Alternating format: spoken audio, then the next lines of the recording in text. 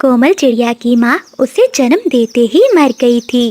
कोमल के पिता बहुत दुखी थे। उसे कुछ भी समझ में नहीं आ रहा था कि वो अब क्या करे। कोमल चिड़िया को अब देखभाल की जरूरत थी। बेटी, न जाने तेरी किस्मत में क्या लिखा है। तेरे जन्म देते ही तेरी माँ चल बसी। अब बिना माँ के तेरा क्या होगा। कोमल को एक माँ की जरूरत थी, इसलिए उसका पिता पारो चिड़िया से शादी कर लेता है। पारो चिड़िया कोमल चिड़िया के साथ सौतेला व्यवहार करती थी और उसके पिता के सामने वो एक अच्छी माँ बनने का नाटक करती थी।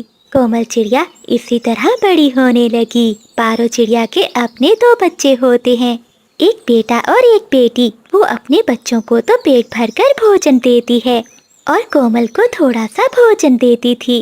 कितना खाती है ये कमबख्त। बस कर, अब उठ जा, जाकर झाड़ू पोछा कर।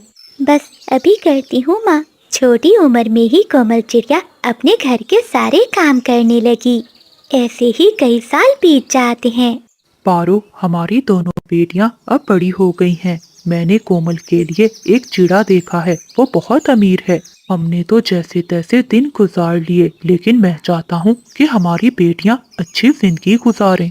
कल ही चंदू चिड़ा कोमल बिटिया को देखने आ रहा है। ये सुनकर पारो तो जल भुन जाती है। क्या कहा पति जी, अमीर चिड़ा है, लेकिन कोमल को तो कुछ भी नहीं आता जाता। अगर इतने बड़े घर में जाएगी तो हमारी नाक ही कटवाएगी। पारो, तुम ये सब क्यों कह रही हो? अगर उसे कोई काम नहीं आता तो तुम उसे सिखा दो। अगली सुबह हो जाती है। चंदू चिड़ा अपनी माँ को लेकर आ जाता है, लेकिन पारो चिड़िया अपनी बेटी पिंकी चिड़िया को सामने ले आती है। बहन जी, ये देखो मेरी बेटी, इसे सारे काम आते हैं। कोमल का पिता बहुत मजबूर हो गया था। वो उन सबके सामने कुछ भी नहीं कह सकता था। पारो बहन, हमें आपकी बेटी बहुत पसंद है। इस तरह पिंकी चिड़िया की शादी चंदू चिड़े से तय हो जाती है। जब चंदू चिड़ा अपनी माँ को लेकर चला जाता है तो कोमल का पिता अपनी पत्नी से कहता है, पारो, ये तुमने क्या किया? कोमल बड़ी है, पहले उसकी शादी होनी चाहिए। सुन लो पति जी, वो चिड़ा मेरी बेटी के लायक है और मैंने कब कहा कि पहले पिंकी की शादी होगी। आप पहले अपनी बेटी की शादी कर दें। पिताजी, आप चिंता नहीं करें। अगर बहना की शादी से पहले मेरी शादी करना आपके लिए जरूरी है तो आप किसी भी चिड़े से मेरी शादी कर दें, मुझे कोई आपत्ति नहीं। बेटी, ये तो क्या कह रही है? मैं कैसे किसी चिड़े के साथ तुझे ब्याह सकता हूँ? पति जी, मेरी बहन ने एक रिश्ते के बारे में बताया है। वो चिड़ा बहुत सुंदर है और अच्छी नौकरी भी करता है। तो ठीक है पारो, मैं अपनी बेटी की शादी उसी चिड़े के साथ कर देता हूँ। बंटी चिड़े के बारे में अच्छा अच्छा बताकर पारो चिड़िया कोमल की शादी उससे करवा देती है और अपनी बेटी पिंकी की शादी चंदू चिड़े से करवा देती है। कोमल, मेरा घर तो छोटा है, लेकिन मैं तुम्हें कभी कोई दुख नहीं दूंगा, हमेशा खुश रखूंगा। कोई बात नहीं बंटी जी, घर बेशक छोटा हो लेकिन हमेशा खुशियों से भरा होना चाहिए। कोमल, जब मैं जंगल में सब्जियां बेचने जाऊंगा तो तुम्हारा मन लग जाएगा ना? लेकिन पति जी, आपकी तो नौकरी है ना, आप सब्जियां बेचने क्यों जाएंगे? नहीं कोमल, मेरी कोई नौकरी नहीं है। मैं तो जंगल के बाजार में सब्जियां बेचता हूँ। ये बात मैंने पहले ही तुम्हारी माँ को अच्छे से बता दी थी। ये सुनकर कोमल चिड़िया बहुत दुखी होती है। वो जान गई थी कि उसकी माँ ने झूठ बोलकर उसकी शादी करवाई है। कोई बात नहीं पति जी, हम मेहनत करेंगे, देखना आपको भी बहुत अच्छी नौकरी मिल जाएगी। जब कभी भी कोमल चिड़िया अपनी माँ और बहन से मिलती तो वो उसका मजाक उड़ाती। अरे क्या हुआ पिंकी, ये तुम कितनी कमजोर हो गई हो? क्या तुम्हारा पति कोई काम नहीं करता? हाँ हाँ माँ, लगता है बहुत मजे कर रही है बहना। पिंकी, तुम जानती हो जो चिड़ा मुझे देखने आया था, माँ ने तुम्हें दिखाकर उसकी शादी तुमसे करवा दी और मेरे नसीब का सुख तुम्हें दे दिया। और हाँ, अगर मेरे नसीब में हुआ तो मुझे तुमसे भी ज्यादा मिलेगा। चुप कर जा कोमल, तू उस भिखारी चिड़े के लायक ही थी। कोमल चिड़िया घर जाकर सारी बात अपने पति को बताती है और रोने लगती है। बंटी जी, क्या मेरा नसीब इतना ही खराब है? क्या हम गरीबी में ही दिन गुजारेंगे? कोमल, तुम दुखी मत हो, मैं एक ना एक दिन तुम्हारा नसीब जरूर बदलूंगा। एक दिन बंटी चिड़ा जंगल में सब्जियां बेच रहा था कि एक अमीर कबूतर का बैग उसके ठेले पर ही रह जाता है और कबूतर वहां से चला जाता है। बंटी चिड़ा उस बैग पर ध्यान नहीं देता। जब वो शाम को घर लौटकर जाता है तो वो बैग देखता है। अरे ये बैग किसका है? खोलकर देखता हूँ। बंटी जैसे ही वो बैग खोलता है तो उसमें ढेर सारे पैसे थे।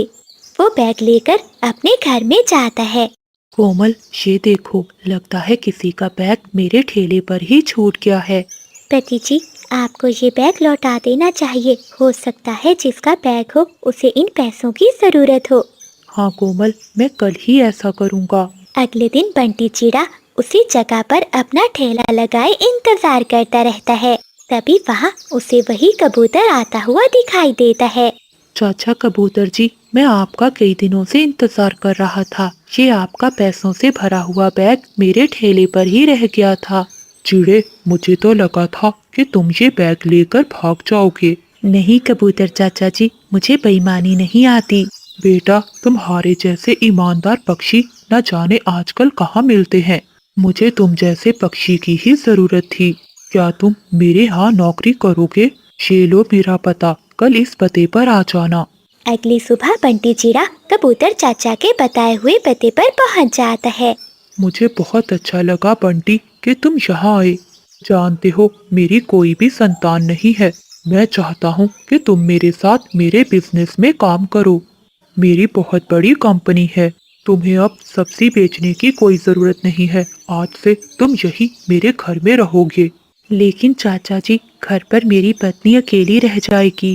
बेटा, तुम दोनों यही रहोगे। मुझे तुम जैसा ही पक्षी चाहिए था, जो ईमानदार हो, जो मेरा काम संभाल सके। मैं अकेला रहता हूँ। मुझे अच्छा लगेगा अगर तुम दोनों मेरे साथ रहोगे। ये सुनकर बंटी चिड़ा खुश होता है और वो अपनी पत्नी के साथ कबूतर के घर में ही रहने लगता है। बंटी दिन रात मेहनत करता था। वहीं कोमल चिड़िया भी कबूतर की बेटी बनकर सेवा करती थी। ऐसे ही कुछ दिन बीत जाते हैं। एक दिन पिंकी चिड़िया रोती हुई अपने घर आती है।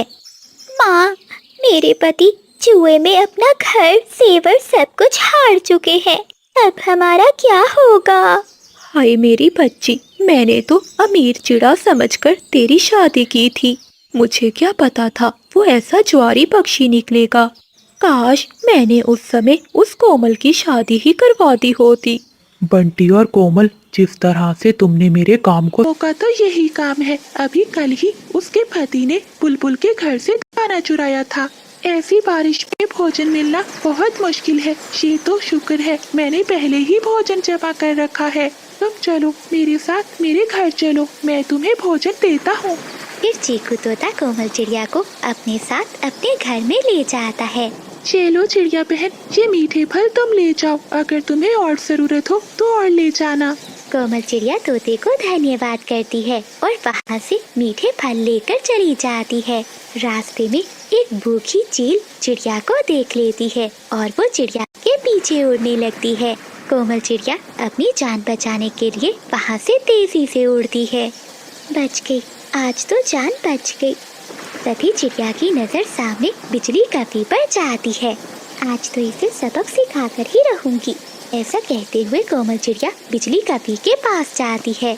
चिड़िया, तुम्हें ये मीठे फल कहाँ से मिले? यहीं आगे बस एक चील बैठी हुई है, वही बांट रही है मीठे फल। तुम जाओ, जाकर उसे मीठे फल ले लो, मैं तो ले आई हूँ। ये सुनकर बिजली कपी तेजी से उड़ती है और चील के पास जाती है। चील तो पहले ही बहुत गुस्से में थी। चील, मुझे भी मीठे फल दो, तुमने चिड़िया को भी दिए हैं। जाओ, चली जाओ यहाँ से। मैं तुम काले कपों का मांस नहीं खाती। चील चाची, तुम बहुत चालाक हो। सभी पक्षियों को मीठे फल देती हो और मुझे कुछ भी नहीं। मुझे भी मीठे फल दो, वरना मैं नहीं जाऊंगी। चील को बहुत गुस्सा आ जाता है और वो बिजली कपी को पकड़कर खूब धुलाई करती है। काली कपी, कौन सा मीठा फल? सुबह से बैठी मेरा सर ही खाए जा रही है। खूब मार खाने के बाद बिजली कपी रोती हुई वहाँ से चली जाती है। ऐसे कोमल चिड़िया बिजली कपी को सजा देती है।